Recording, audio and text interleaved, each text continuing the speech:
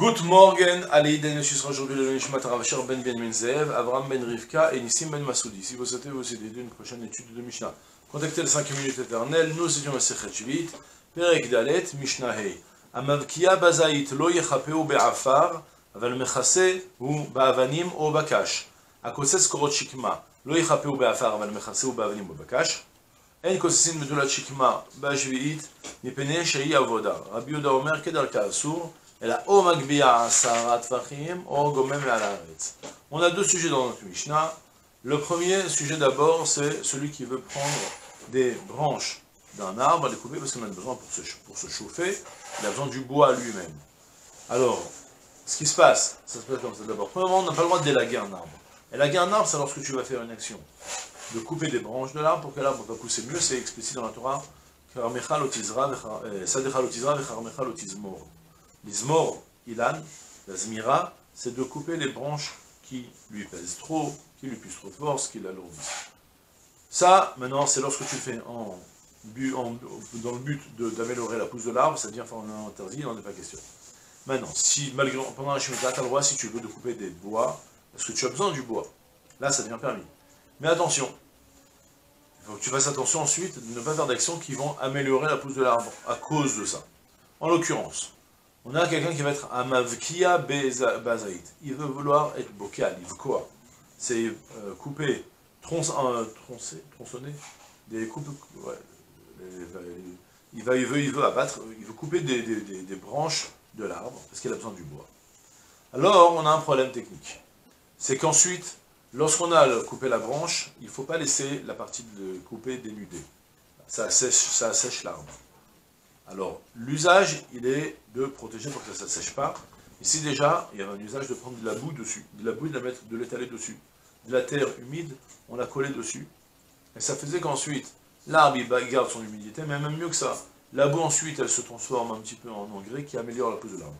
Ça, c'est interdit pendant la Shemitah. C'est ce que la Mishnah me dit, Amavkia bazaït, ceux qui va couper des branches de bois, parce qu'il en a besoin du bois. Alors, lo yechapeu be'afar, il ne couvrira pas l'endroit ensuite par de la terre. Aval, par contre, mechase ou ba'avanim ou bakash. Par contre, il aura le droit de mettre dessus des pierres, des graviers, des petits, ou bien même bekash, de mettre dessus de la paille, de manière à ce que ça ne va pas se dessécher, mais sans qu'il va y avoir ce procédé-là, que ensuite la terre va se transformer en engrais qui va être positif pour l'arbre, pour le pousse. Ça, c'est interdit de faire.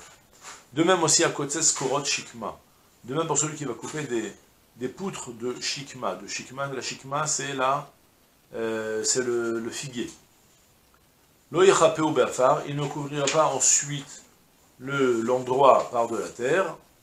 Aval mechase ou ba'avanim ou bakash. Par contre, il pourra recouvrir avec des pierres ou de la paille. Comme on a expliqué dans le cas précédent de l'olivier.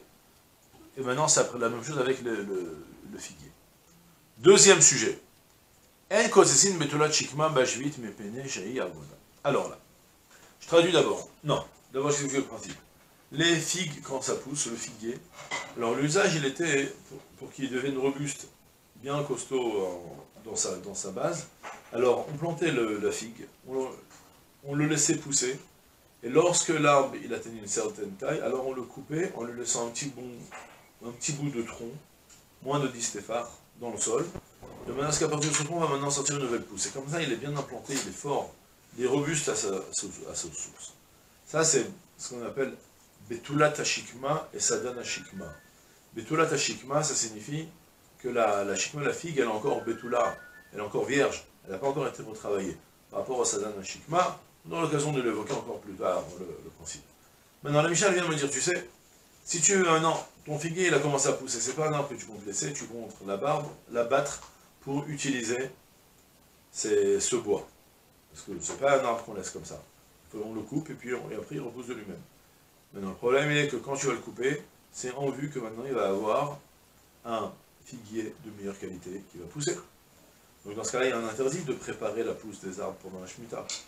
Alors du coup, si jamais tu as envie de couper le figuier parce que tu as besoin des arbres, alors Tanakama me dit, bah tu n'as aucune solution. En kosisin betulat shikma majvit.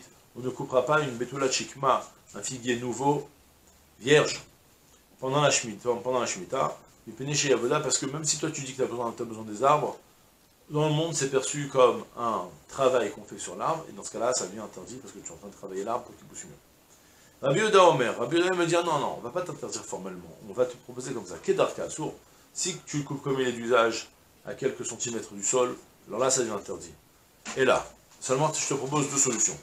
Oh Magbiya Asara Tfachim, soit tu le surélèves au-dessus de 10 téphars, au-dessus de 10 téphars tu commences à couper, là dans ce cas-là il n'y a pas l'usage de procéder de la sorte pour renforcer le figuier, de laisser tellement 10 téphars c'est trop. Oh Gomem à la reste, ou bien tu le couperas du sol, et là dans ce cas-là ça deviendra permis. D'accord? C'est tout pour aujourd'hui, je te souhaite une pleine de Hatzlacha, Kol Tuv, Selah.